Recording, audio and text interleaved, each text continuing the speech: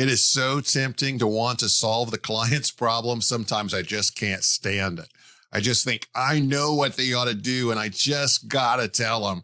I want to tell them so badly. I'm Brian Miller, Executive Director of Coach Approach Ministries. And I want to tell you how I've overcome this temptation. First of all, let's think about temptation. And there's a thing called the marshmallow experiment, which was done many, many years ago. They would take a 4-year-old, put them into a room, give them a marshmallow, and tell them, if you'll wait until I come back into the room, I'll give you a second marshmallow and you can eat them both.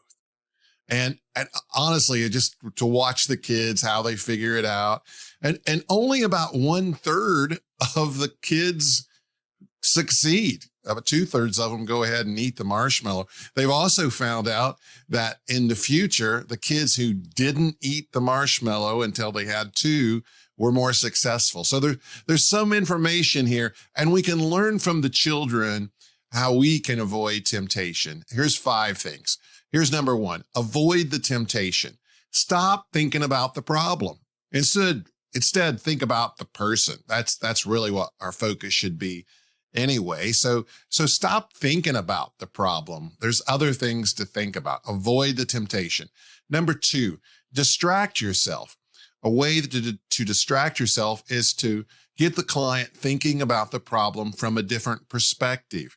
So you're concentrating on the perspective shift instead of the problem. You're distracting yourself to some extent. Number 3, mentally transform the temptation. So instead of it being a temptation, we can be good at delayed gratification. If we will wait, if we will not solve the problem for them, we can expect an unbelievable solution at the end that the client really owns. Number 4, create an if-then plan.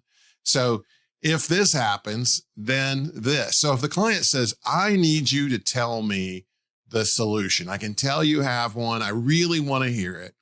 So what you can say is, if we don't get anywhere in this coaching, if you don't get a great solution, then I will tell you at the end what I was thinking.